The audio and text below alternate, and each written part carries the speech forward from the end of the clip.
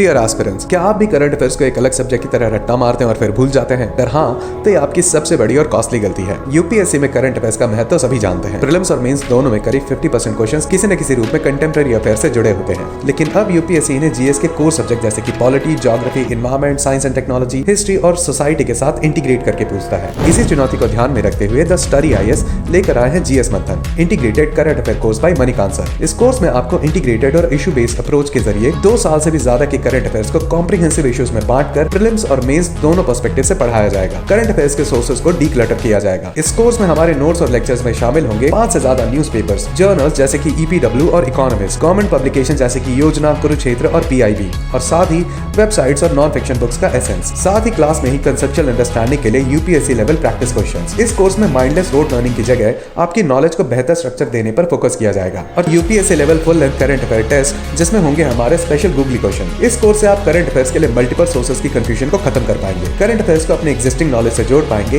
Efficient note making skills develop करेंगे और साथ ही इंफॉर्मेशन को लॉन्ग टर्म याद रखने की टेक्निक सीखेंगे। इसके अलावा आपको मणिकांत सर द्वारा ली गई क्लासेस के साथ साथ मिलेंगे सैंपल नोट्स, टूल किट्स और मंथली मैगजीन की फ्री कॉपी। तो देर किस बात की, अपनी करंट अफेयर्स प्रिपरेशन को मजबूत बनाने के लिए आज ही इस कोर्स को ज्वाइन कीजिए। रजिस्ट्रेशन या अधिक जानकारी के लिए हमें कॉल करें at 7002070025। तो जब हम संविधान पढ़ना शुरू करते हैं तो हम दुनिया के संविधान पर इसलिए नजर डालते हैं, जो आपका ट्रेडिशनल है उस ट्रेडिशनल की विशेषता यह है। महेश को भेजो,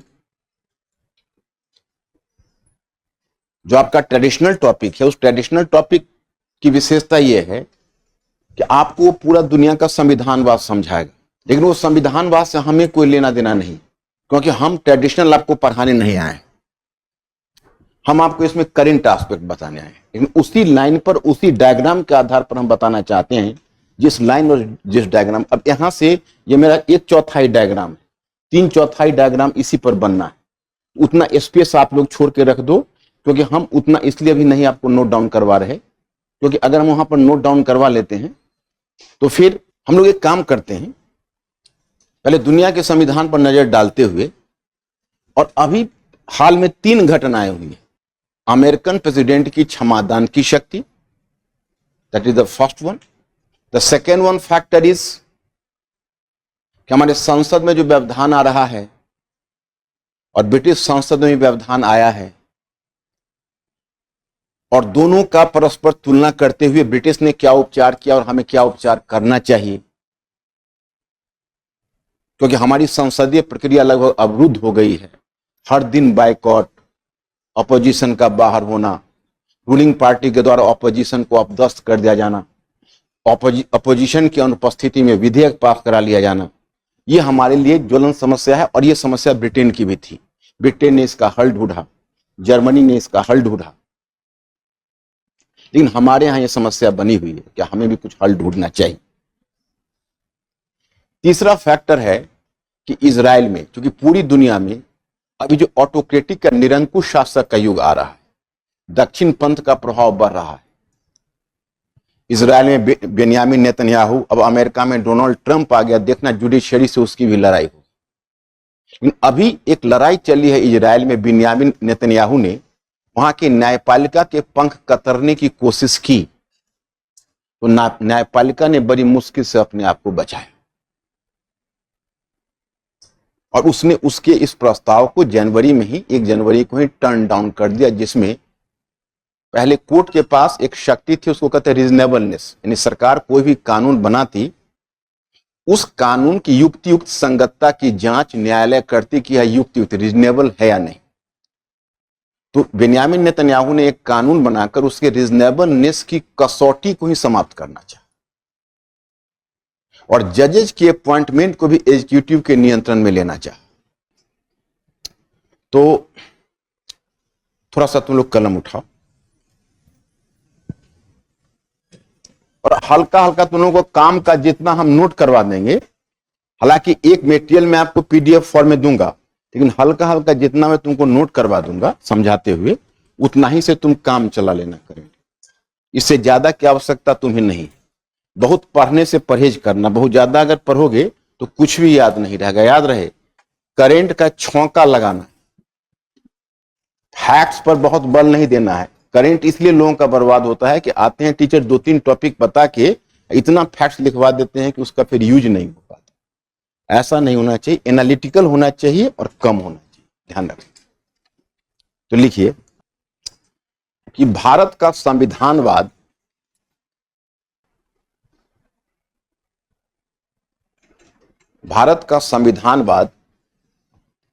पश्चिमी संविधानों से प्रभावित रहा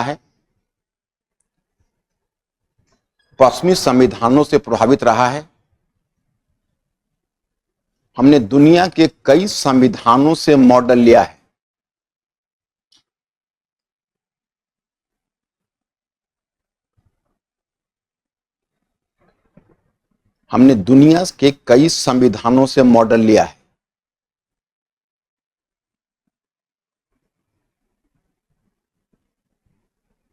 इसलिए जाहिर है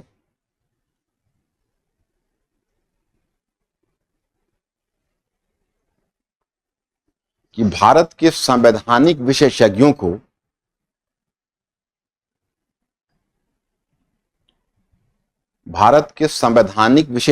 को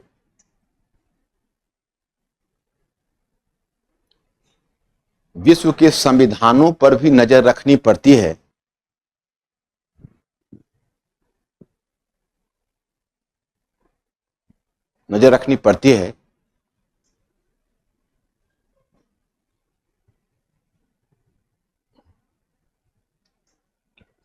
कि उन संविधानों में होने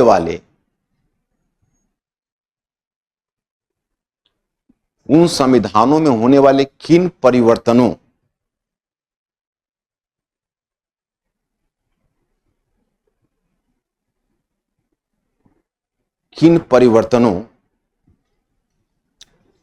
से प्रभावित होना चाहिए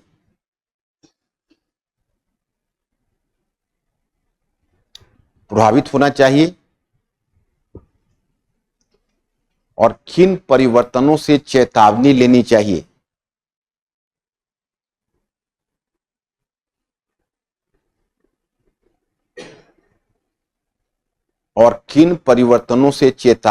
चाहिए।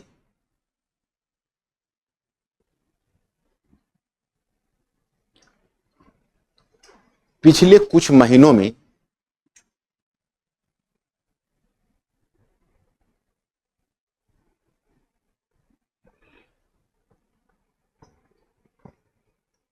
संवैधानिक क्षेत्र में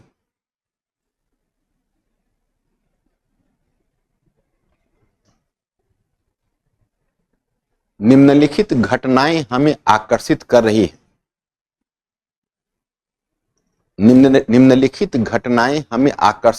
हैं।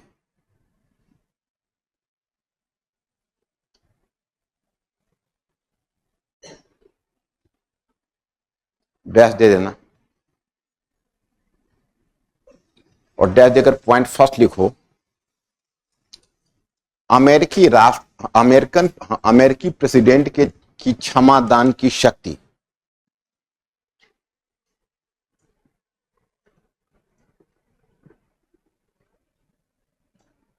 अमेरिकी प्रेसिडेंट की क्षमादान की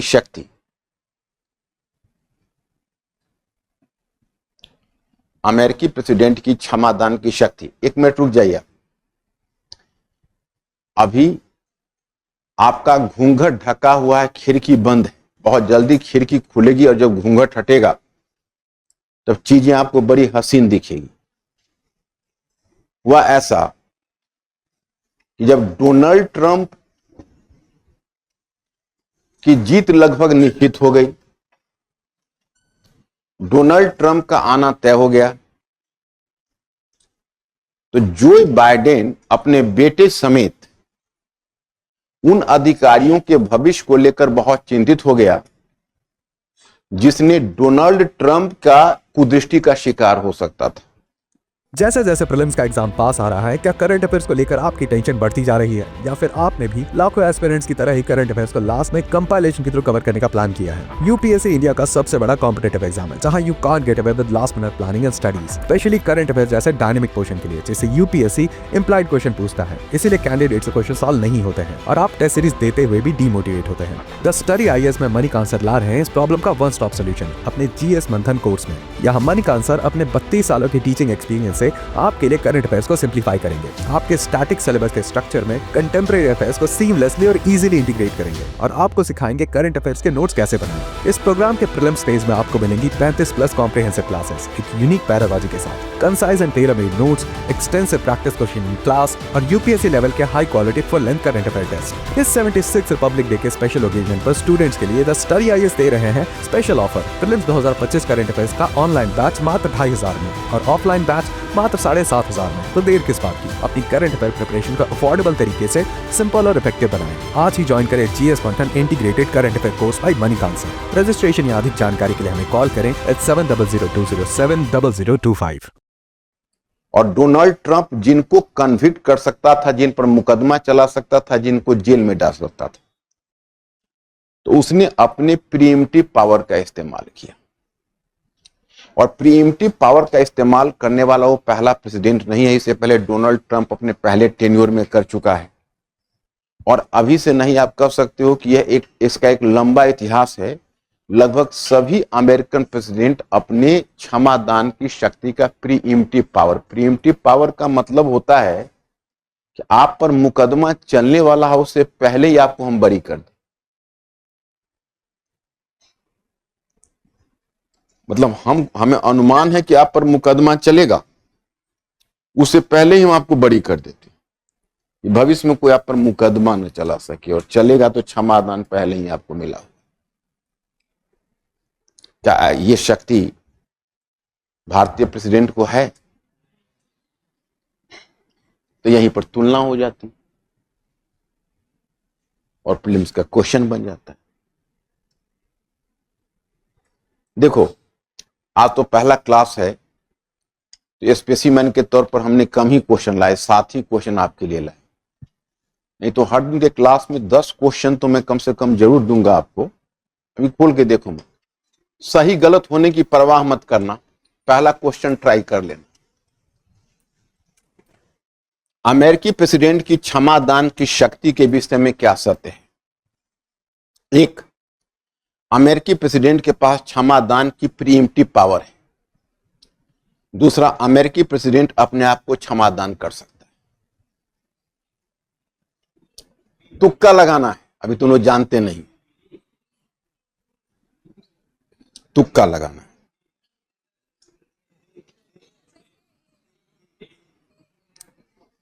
कितने लोग ए करना चाहोगे? कितने लोग बी करना चाहोगे? कितने लोग सी करना चाहोगे? सी में कोई नहीं। कितने लोग डी करना चाहोगे? तो मैं स्टूडेंट्स, यहां पर जो आपका चॉइस नंबर ए है वो करेक्ट होगा। एक क्षमादान की शक्ति अगर व्यक्ति खुद अपने आप को कर ले, ये बेसिकली रूल ऑफ लॉ के खिलाफ होगा, विधि की मूल अधिकारिता के विपरीत जाएगी। किसी भी देश में, किसी भी समाज में यह शक्ति नहीं दी जा सकती। हाँ, एक क्वेश्चन और ट्राई कर लो, फिर लिखवा देता हूं। क्वेश्चन नंबर 2, भारत के राष्ट्रपति तथा अमेरिकी प्रेसिडेंट की तुलनात्मक शक्ति के विषय में निम्नलिखित में से क्या सत्य है? एक, भारतीय राष्ट्रपति एवं अमेरिकी प्रेसिडेंट दोनों की क्षमादान की शक्ति विवेकाधीन शक्तियों में शामिल है। 2, भारतीय राष्ट्रपति के पास राज्य अथवा केंद्र सरकार से संबंधित अपराध के मामले में क्षमादान की शक्ति है, वहीं अमेरिकी प्रेसिडेंट को केवल संघीय मुकदमे में क्षमादान की शक्ति है।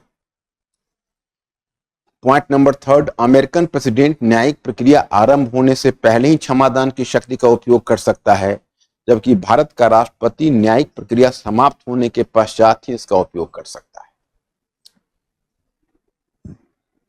एक बार तुक्का लगाना है, घबराना नहीं है कि भाई हम नहीं कर सकते।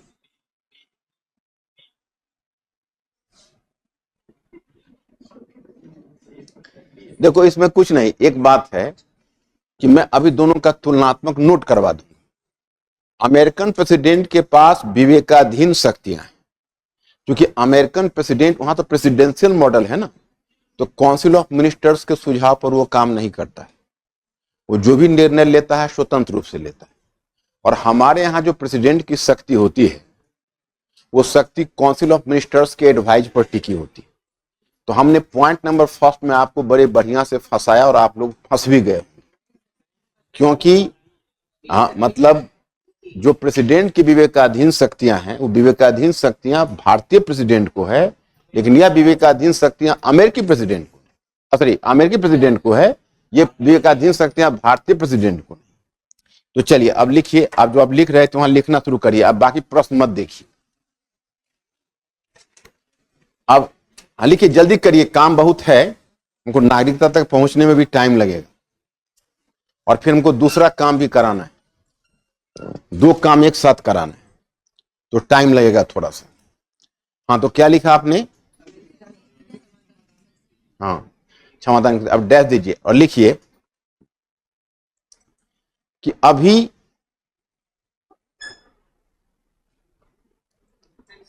हाँ, अब डैश देकर लिखो, इसी में का क्या मतलब होता है? अब डैश देकर लिखो, टाइटल टाइटल था तो इसी में का क्या मतलब? टाइटल है वो। लेकिन अभी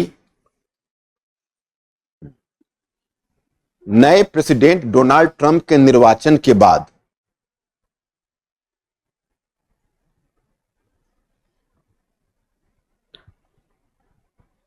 नए प्रेसिडेंट डोनाल्ड ट्रंप की पड़ोसी कॉपी झांक रहा हूं, कैसे हो? बाप रे बाप, हद हो गई। हाँ, डोनाल्ड ट्रंप सुन लेगा तो मुकदमा चला देगा तुम पर। डोनाल्ड ट्रंप के यहाँ टैरिफ लगा देगा, सही कर। डोनाल्ड ट्रंप के निर्वाचन के बाद कॉपी कलम पर टैरिफ, कोचिंग पर टैरिफ, सब पर टैरिफ। क्या? तो हाँ, डोनाल्ड ट्रंप के निर्वाचन के बाद पूर्व प्रेसिडेंट, उसमें पूर्व नहीं हुआ था, आउटगोइंग को अब हिंदी में क्या कहेंगे, बड़ी मुश्किल हो रही। आउटगोइंग प्रेसिडेंट को क्या कहोगे? जाता हुआ प्रेसिडेंट लिख दो। हाँ हाँ, तात्कालिक चलेगा। हाँ हाँ, तात्कालिक प्रेसिडेंट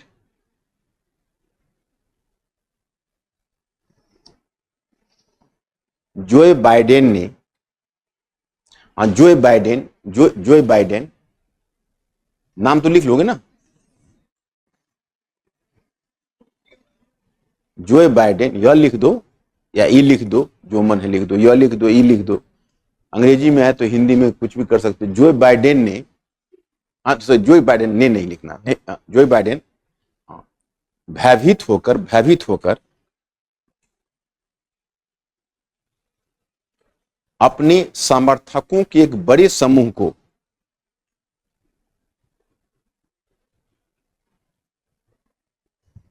अपने समर्थक के एक बड़े समूह को अपनी प्रीइम्प्टिव, इसमें लिखना है, इसका हिंदी नहीं मिल रहा है, प्रीइम्प्टिव पावर का उपयोग करते हुए, प्रीइम्प्टिव पावर का उपयोग करते हुए, प्रीइम्प्टिव पावर का उपयोग करते हुए उन्हें क्षमादान प्रदान कर दी। प्रीइम्प्टिव पावर का उपयोग करते हुए उन्हें क्षमादान प्रदान कर दी।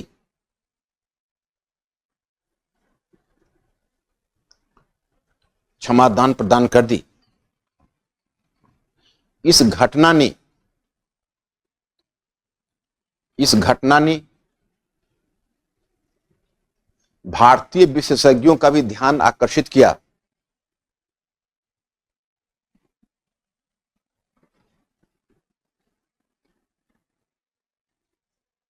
भारतीय विशेषज्ञों का भी ध्यान आकर्षित किया,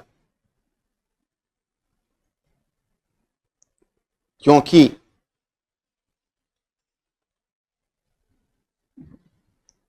भारतीय प्रेसिडेंट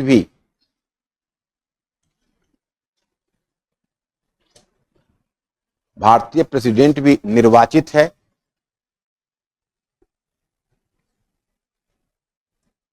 और कुछ हद तक अमेरिकी मॉडल से प्रभावित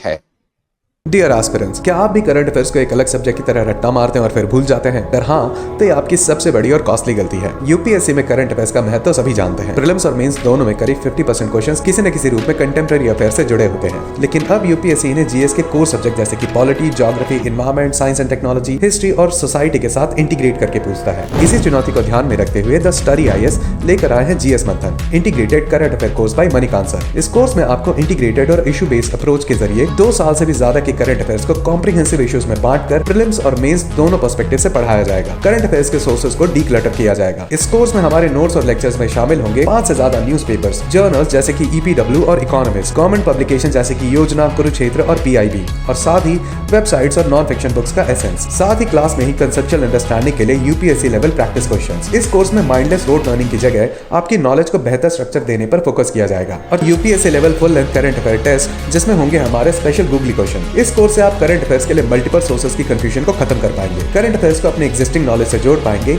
efficient note making skills develop करेंगे और साथ ही इंफॉर्मेशन को लॉन्ग टर्म याद रखने की टेक्निक सीखेंगे। इसके अलावा आपको मणिकांत सर द्वारा ली गई क्लासेस के साथ साथ मिलेंगे सैंपल नोट्स, टूल किट्स और मंथली मैगजीन की फ्री कॉपी। तो देर किस बात की, अपनी करंट अफेयर्स प्रिपरेशन को मजबूत बनाने के लिए आज ही इस कोर्स को ज्वाइन कीजिए। रजिस्ट्रेशन या अधिक जानकारी के लिए हमें कॉल करें at 7002070025।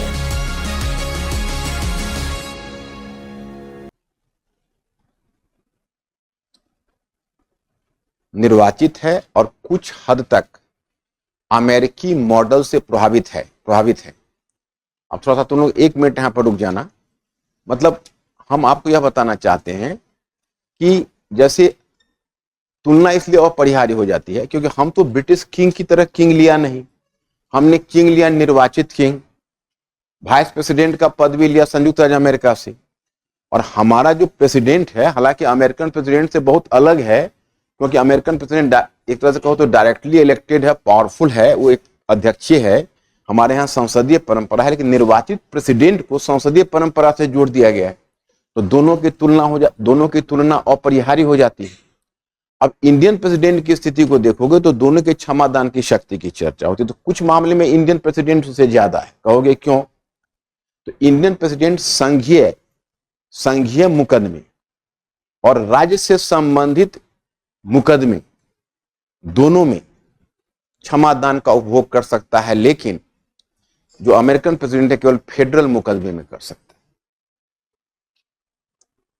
फेडरल मतलब संघीय, तो उसको संघीय कानून के तहत कर सकता है, और हमारा प्रेसिडेंट संघीय और राज्य कानून दोनों के तहत क्षमादान की शक्ति का उपयोग कर सकता है।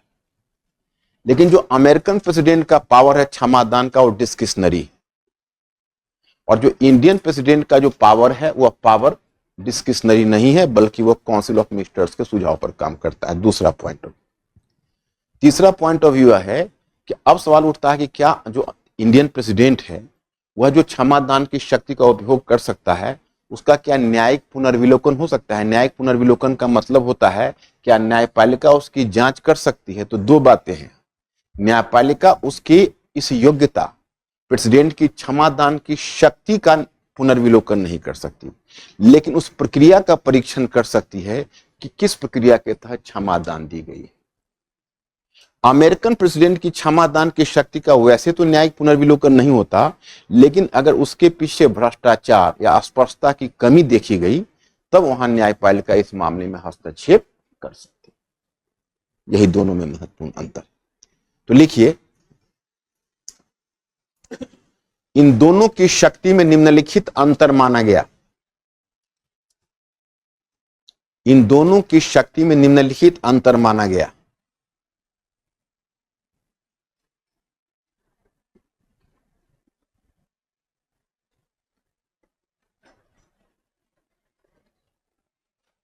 दोनों की शक्ति में निम्नलिखित अंतर माना गया, डैश दे दो और पॉइंट फर्स्ट लिखो।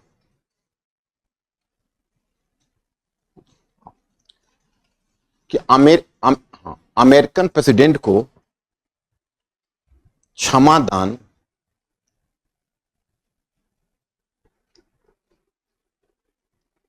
का प्रीइम्प्टिव पावर है। प्रीइम्प्टिव पावर है, क्षमादान का प्रीइम्प्टिव पावर है। प्रीइम्प्टिव पावर समझते हो? प्रीइम्प्टिव पावर का मतलब ब्रैकेट में लिख दो, मुकदमा चलाने से पूर्व, मुकदमा चलने से पूर्व या दोषारोपण से पूर्व, जो दोषारोपण जो होगा उसके पूर्व ही वो क्षमादान दे सकता है। दोषारोपण से पूर्व मतलब उस पर जैसे अब तुमने कोई कांड किया और लगता है कि आज न कल हम पकड़े ही जाएंगे, तो पहले ही क्षमादान दे देगा कि अगर इन पर मुकदमा भविष्य में अगर चलेगा तो उससे पहले हम क्षमादान दे देते हैं ना। तो ये बात है। हाँ, प्रीएम्प्टिव पावर है। परंतु इंडियन प्रेसिडेंट, परंतु भारतीय राष्ट्रपति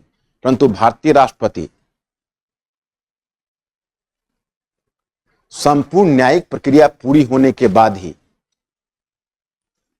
संपूर्ण न्यायिक प्रक्रिया पूरी होने के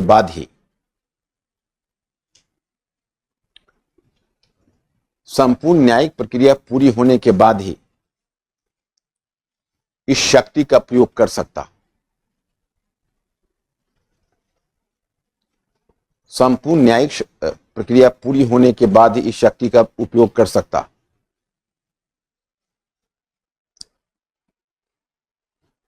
पॉइंट नंबर 2, अमेरिकन प्रेसिडेंट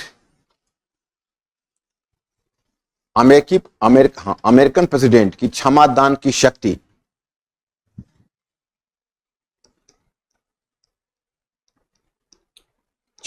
की शक्ति उसकी विवेकाधीन शक्ति है। अमेरिकन प्रेसिडेंट की क्षमादान की शक्ति उसकी विवेकाधीन शक्ति है।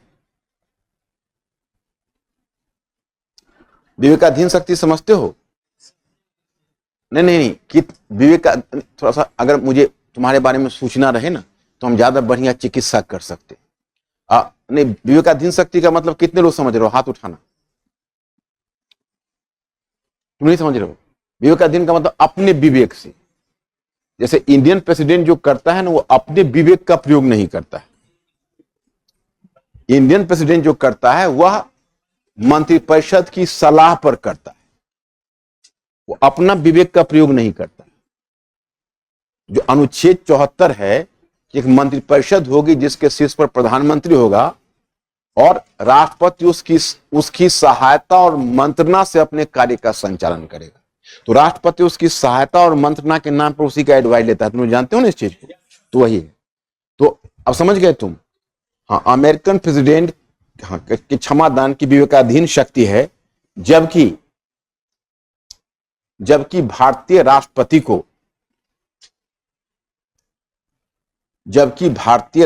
को विवेकाधीन शक्तियां प्राप्त नहीं होती। भारतीय राष्ट्रपति को विवेकाधीन शक्तियां प्राप्त नहीं होती।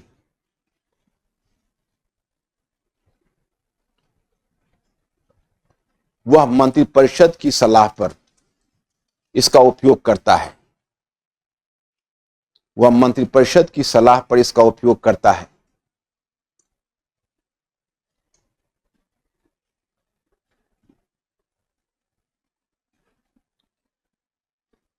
पॉइंट नंबर 3,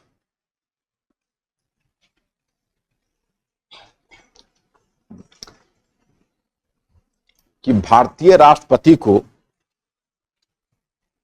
संघीय कानून और राज्य कानून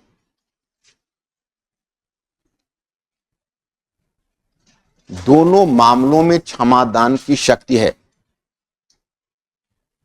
संघीय कानून और राज्य कानून दोनों मामले में क्षमादान की शक्ति है।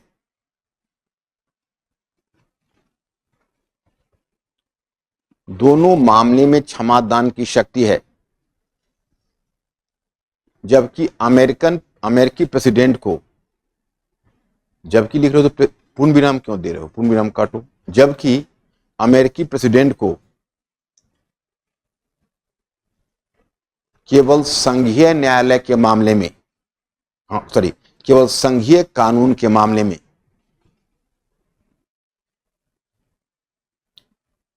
यह शक्ति प्राप्त है, यह शक्ति प्राप्त है। संघीय कानून के मामले में शक्ति प्राप्त है। पॉइंट नंबर 4, अमेरिकन प्रेसिडेंट, भारतीय राष्ट्रपति की क्षमा दान की शक्ति। जैसे जैसे प्रीलिम्स का एग्जाम पास आ रहा है, क्या करंट अफेयर्स को लेकर आपकी टेंशन बढ़ती जा रही है, या फिर आपने भी लाखों एस्पिरेंट्स की तरह ही करंट अफेयर्स को लास्ट में कंपाइलेशन के थ्रू कवर करने का प्लान किया है? यूपीएससी इंडिया का सबसे बड़ा कॉम्पिटिटिव एग्जाम है, जहां you can't get away with last minute planning and studies, specially current affairs जैसे डायनेमिक पोर्शन के लिए, जिससे यूपीएससी इंप्लाइड क्वेश्चन पूछता है। इसीलिए कैंडिडेट से क्वेश्चन सॉल्व नहीं होते हैं और आप टेस्ट सीरीज देते हुए भी डीमोटिवेट होते हैं। द स्टडी आईएएस में मनी का आंसर ला रहे हैं इस प्रॉब्लम का वन स्टॉप सोल्यूशन अपने जीएस मंथन कोर्स में। यहाँ मनी का आंसर अपने 32 सालों की टीचिंग एक्सपीरियंस से आपके लिए करंट अफेयर्स को सिंप्लीफाई करेंगे। आपके स्टैटिक सिलेबस के स्ट्रक्चर में कंटेम्परेरी अफेयर्स को सीमलेसली और इजीली इंटीग्रेट करेंगे और आपको सिखाएंगे करंट अफेयर्स के नोट्स कैसे बनाएं। इस प्रोग्राम के प्रीलिम्स फेज में आपको मिलेंगी 35+ कॉम्प्रिहेंसिव क्लासेस, एक यूनिक पैरालॉजी के साथ, concise and tailor made notes, extensive practice question in class और यूपीएससी लेवल के high quality full length current affair test. इस 76 रिपब्लिक डे के स्पेशल ओकेजन पर स्टूडेंट्स के लिए द स्टडी आईएएस दे रहे हैं special offer. Prelims 2025 current affairs का ऑनलाइन बैच मात्र 2500 में और ऑफलाइन बैच मात्र 7500 में। तो देर किस बात की, अपनी करंट अफेयर प्रिपरेशन का अफोर्डेबल तरीके से सिंपल और इफेक्टिव बनाएं। आज ही ज्वाइन करें GS Manthan integrated current affair course by मनी का आंसर। रजिस्ट्रेशन या अधिक जानकारी के लिए हमें कॉल करें 7002070025।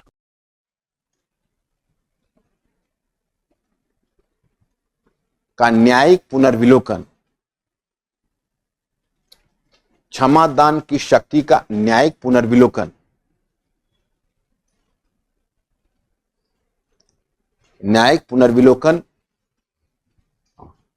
नहीं हो सकता। देखो, न्यायिक पुनर्विलोकन, क्षमादान की शक्ति का न्यायिक पुनर्विलोकन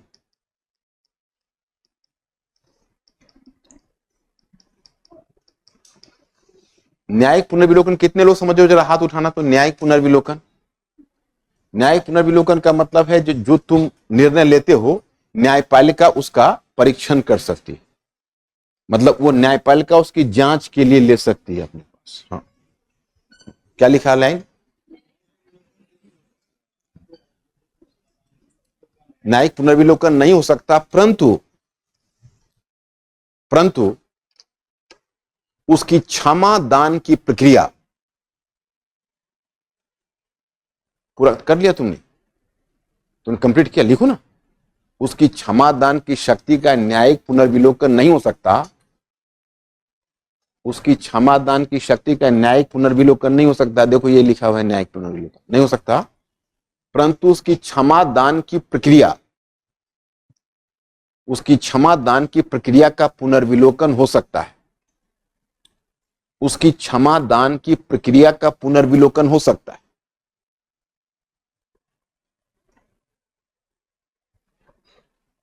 अब देखो, उसकी क्षमा दान की प्रक्रिया का पुनर्विलोकन हो सकता है का क्या मतलब हुआ पता है? जैसे वो कैसे, किस आधार पर तुमने क्षमा दान दिया, मतलब अगर तुम्हारा बेसिस क्या है, तो बेसिस का जजमेंट हो सकता है। जैसे मैं आपको बताऊं, शंकर दयाल शर्मा जब प्रेसिडेंट थे तो उनका बेटी और दामाद की हत्या हो गई और बेटी दामाद का कोल्ड ब्लडेड मर्डर हुआ था, हत्यारा पकड़ा गया था, उसको डेथ सेंटेंस मिला था। तो डेथ सेंटेंस के बाद, ये हमारे बुकलेट में दिया हुआ है, वो तो जो डेथ सेंटेंस मिला तो क्षमा दान के लिए उन्हीं के पास आया, वही प्रेसिडेंट थे।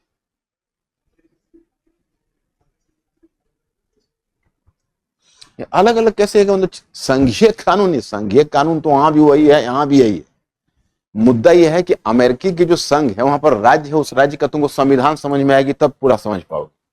जैसे वहां पर जो राज्य है, वो राज्य वहां राज्य को पावर, वहां की जो संघीय व्यवस्था है वो मजबूत संघीय व्यवस्था है, जिसमें अवशिष्ट शक्तियां राज्य में निहित है, राज्य बहुत पावरफुल है। तो प्रेसिडेंट की अधिकारिता जैसे यहाँ पर केंद्र में है, वैसा ही गवर्नर का राज्य में। और हमारे यहाँ कमजोर संघ है, तो राज्य पर केंद्र का नियंत्रण ज्यादा है, इसलिए गवर्नर के मामले में प्रेसिडेंट का हस्तक्षेप हो जाता है। ये फर्क है, समझा कि नहीं तुमने? अभी थोड़ा सा खिड़की बंद है, घूंघट ढका हुआ है, पहले बेसिक फाउंडेशन कर लो तो क्लियर हो जाए। तुम समझ पा रहे हो इस बात को? जैसे गवर्नर जैसे बिल को रिजर्व रख लेता है राष्ट्रपति के अप्रूवल के लिए, क्या अमेरिका में भी रख सकता है क्या? अमेरिका में तो रखने का सवाल ही नहीं है, क्योंकि वहां पर प्रेसिडेंट को इतना पावर ही नहीं होगा जो वो गवर्नर से या राज्य के मामले में। इतना तो सुनो ना, अमेरिका में तो यहां तक है कि इस राज्य के पास डेथ सेंटेंस की शक्ति है, इसके पास नहीं है, इसके पास है, इसके पास नहीं है। कहीं डेथ सेंटेंस है, कहीं डेथ सेंटेंस नहीं। तो ये शंकर दयाल शर्मा का जो हत्यारा था बेटी दामाद का, तो उसको डेथ सेंटेंस मिला, तो शंकर दयाल शर्मा के ही पास आया क्षमादान, और शंकर दयाल शर्मा ने उसको रिजेक्ट कर दिया। तो कोर्ट ने उसको इस आधार पर रिव्यू किया कि चूंकि उनका पर्सनल इंटरेस्ट है, तो उन्होंने जो उसको रिव्यू किया तो कहीं ऐसा तो नहीं है कि पर्सनल चीजों से बाइज्ड होकर कर दिया, रिजेक्ट किया, तो इसका रिव्यू कर दिया उसने। तो ऐसा हो जाता, प्रक्रिया का कर देते। लिखिए, वहीं अमेरिकी प्रेसिडेंट की क्षमादान,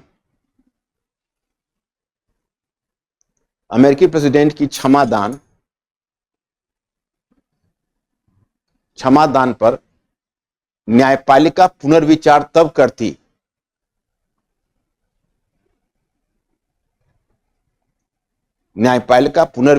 करती जब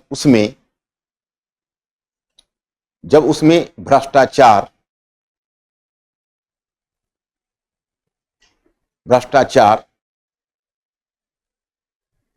अथवा पारदर्शिता समझते हो? अस्पष्टता अथवा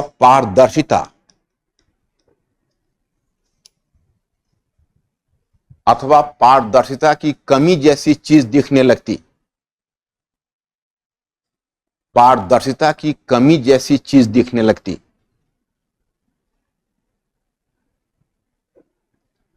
पारदर्शिता की कमी जैसी चीज दिखने लगती।